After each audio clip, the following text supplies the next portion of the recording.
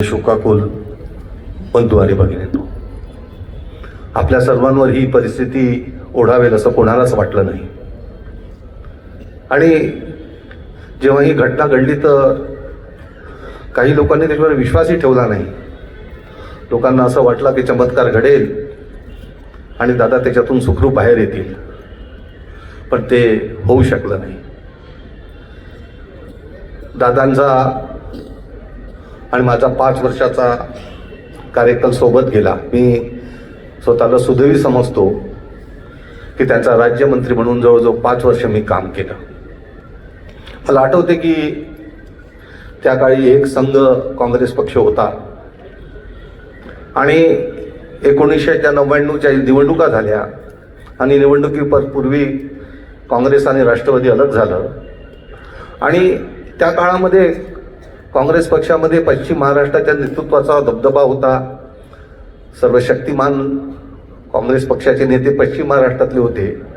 आणि जसं काँग्रेसमध्ये विभाजन झालं तसं जे खूप वर्षापासून काँग्रेस पक्षामध्ये जे राहिलेले आमच्यासारखी लोक होती, मी असो, रणजित कांबळे असो, नितीन राऊत असो, सेवक वाघाळे असो, अनेक लोकांना तेव्हा काँग्रेस पक्षाने तिकीट दिल्याला आम्ही निवडून आलो.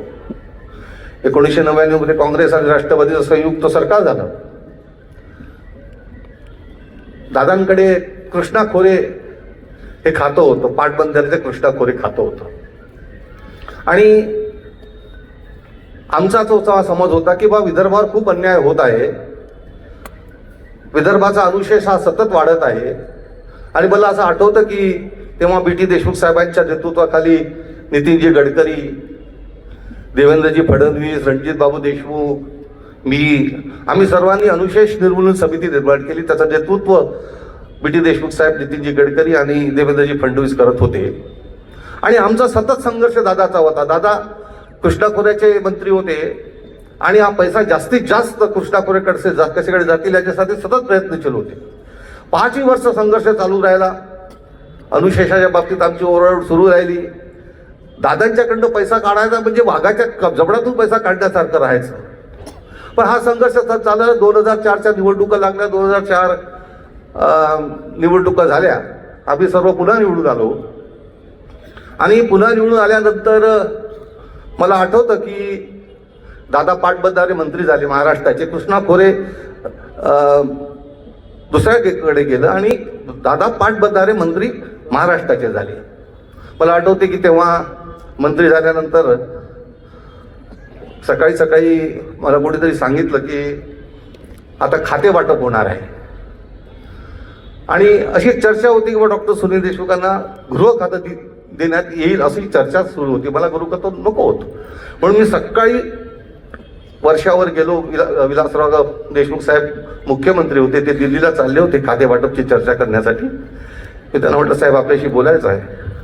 तर म्हणाले बोला, गाडीत बसा. गाडीत बसलो. म्हटलं साहेब असं मी ऐकवत आहे, आपण मला राज्यमंत्री बनवलं, मी आपला आभारी आहे, पण अशी चर्चा सुरू आहे की ते गृहमंत्री. म्हटलं साहेब मला ते खातं नको, थोडं अडचणीचं आहे. ते म्हणाले असं कसं, जेव्हा मी पहिल्यांदा राज्यमंत्री झालो तर मला वसंतदादांनी तेच खातं दिलं होतं. म्हटलं साहेब पुढचं कोणतंही खातं ते जे विकासाच्या बाबतीत, विदर्भाच्या अनुशेषाच्या बाबतीत कोणत्याही असं खातं की जेणेकरून मी काही काम करू शकत होते.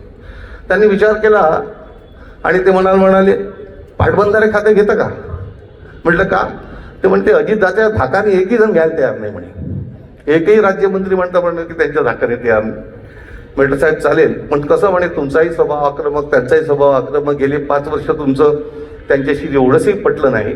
त्यांच्या खाली हाताखाली काम करणं तुम्हाला होईल का, शक्य होईल का? म्हटलं साहेब मी करून घेईन. आणि मी तुम्हाला सांगतो अशी आमची केमिस्ट्री क्लिक झाली.